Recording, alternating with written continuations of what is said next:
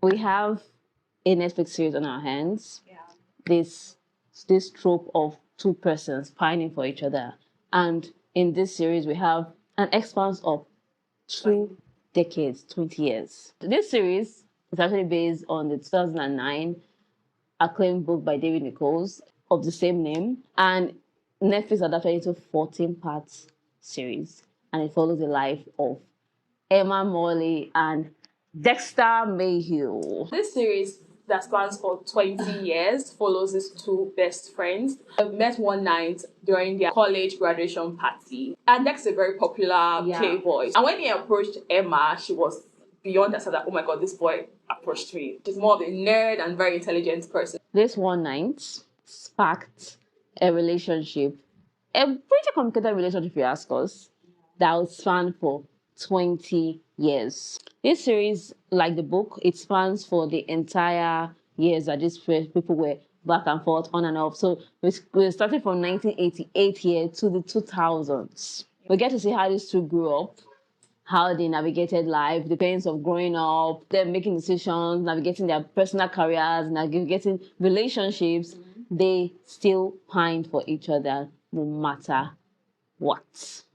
Basically, this series is just about love, adulthood, and friendship. A long-lasting friendship. Long-lasting friendship. When this series started, I was not really hooked in the entire storyline. I just wanted to just go quickly. I felt it was kind of slow.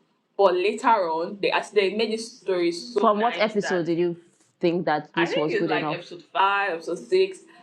That's when I started to feel like their journey coming together. The series did so well to make you connected with this character, so you can see you could understand this person's point of view. You could understand the other person's point of view. You could see why they were actually taking this long to get together. And it was really nice to just be part of that journey, and you are rooting and cheering for them that you both should be together, or what's going on? Make up your mind. Yeah, as a person who read the book, I would say the series did not do too bad. Although there are a lot of changes from the book compared to the series, it was a worthy adaptation, if you ask me. I really like Dexter a lot. I understood him. I don't know if I'm Dexter I would say I'm more of Emma, but I've really appreciated and respected Dexter's personality, because I wish Emma was a judgy character, kind of like she was rude. Emma is just like this big brainy, oh look at me, I'm so intelligent, I love human rights and I'll fight for what's right. She even yelled at Dexter's parents when she went to dinner with them. So she called his father a fascist. Yes, a bourgeois fascist. I think Dexter is afraid to live his life, and he wants to be famous at the same time. From the book, Dexter did not even want to be on TV. He did not know what he wanted to do with his life. That's why he started traveling. So TV came and he was like, what the hell? Okay.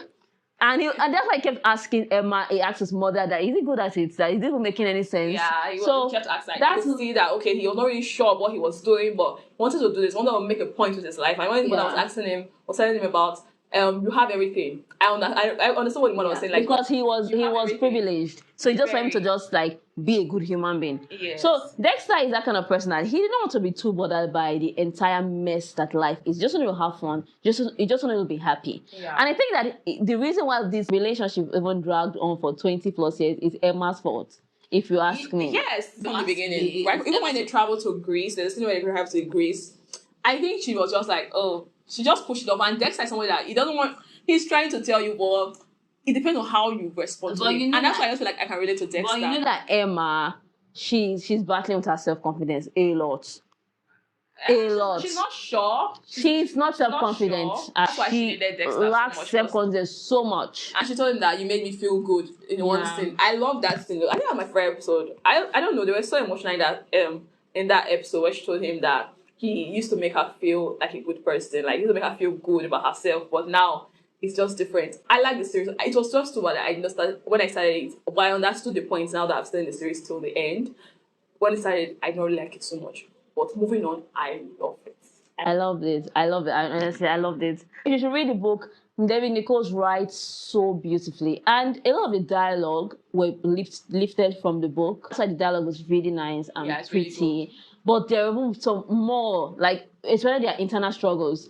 There are more that I wish got to the series, but it sadly did not get to it. So you could read this, you could tell from their facial expressions that this one actually contemplates I know, but the words that like David just writes so beautifully, and the fact, because we are definitely in that time of our lives that we're really battling with the pangs of growing old and everything. So they are battling with their career issues and everything. So you can just really relate to the words that they are saying. So that's why I enjoyed this book, honestly, and I enjoyed the series. So I think it was a worthy series. The end made me feel like, oh, these are kind of rom-coms I like. Yeah. I really like this kind of rom-coms. It just ended perfectly. I think that it's more than just a love story. It's about friendship, like we said. Yes, and so I think it's also a theme that might be overlooked. Theme of the parenthood.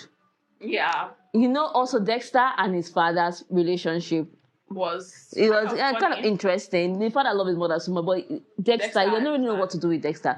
And it also hurts me that they did not show Dexter's sister in this series. They just mentioned her. In the book, she was also just at the background too in the book. But at least there were phone calls about her. When Dexter got to a relationship with the other person, I was hoping that his sister would show up, kind of. She did not really show up a lot in the book, but she was significant in a way, because Dexter is kind of in his family space. He was kind of selfish.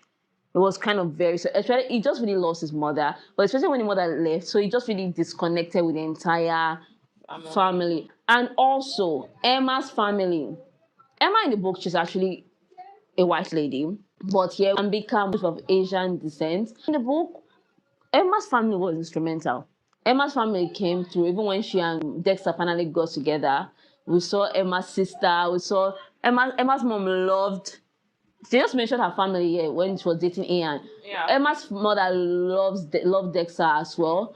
But they didn't even show anything about Emma's heritage, Emma's anything. It was just Dexter. I want to say they showed Dexter's family very well. The way they showed Dexter's family, that's how they were supposed to show Emma's family. So they were not really like forefront of the story, but they were there. Yeah, they just showed up for like key moments. They were there.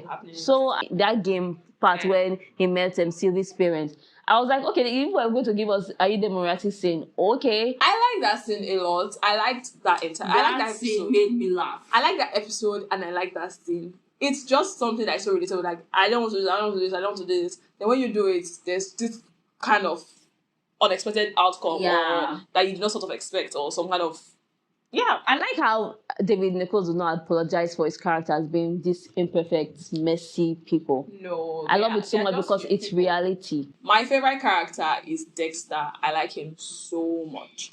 And Leo Woodall portrayed his character in such a beautiful way that you could just see the facial expressions. You remember that? You felt like you were reading his mind. Yeah. And that was making so, and that's why I like the character so much. But I felt like I could read him through his facial expressions. Remember that when this series was coming, I just finished reading a book, and I told you that Leo is playing Dexter, and I think he's going to be a perfect fit for the character.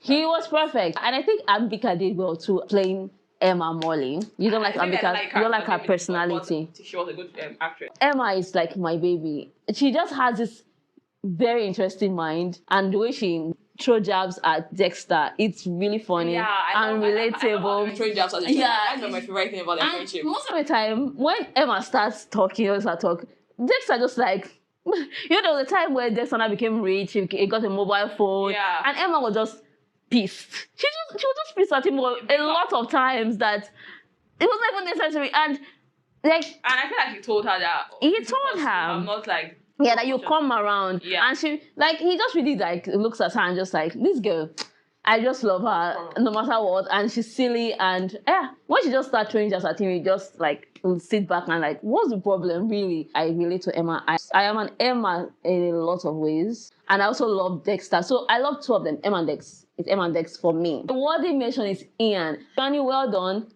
Nailed in Ian's personality. Awkward comedian. He hits that role. I don't think there's any bad acting. The only character I did not like was Tilly Killick. Tilly in the book is a mess through and through. I think she was not perfect. They tried to make Tilly in the book. Okay, so you know what's going to read the book. Tilly in the book, Tilly actually slept with Dexter. In their friend group, I think people have already done that before. People have done that. Dexter has slept with a lot of people, but in the book, Tilly and Dexter slept with each other. And Emma knew. So I don't know why they removed that part. They would have not removed it. In my opinion, they would have not removed that part. Okay, they removed it. No. Like But they were still. Actually, they were never dating. You cannot really be angry about it. Dating, but I feel like Tilly already knew how much they loved each other. So Tilly knew that Emma liked Dexter, but she slept with Dexter anyway. Yeah, and Tilly was something. not like body with Emma in the book. She wasn't. They were like this roommates, and their apartment was a mess. And I wish that they kept that in the book. So I did not like the fact that they made Tilly like Emma's body. Not really. Because Emma and Dexter in the book, they even talk about Tilly. So yeah, I didn't like that part. I like, don't rewrite Tilly's character. I don't think this series was so good that I don't think that I will change anything. There's nothing I will change about this series. Would you change anything? Like I was saying about the books versus this, that's the thing that I think that they should have kept some things. However, I'm going to rate this series a 4 out of 5 stars.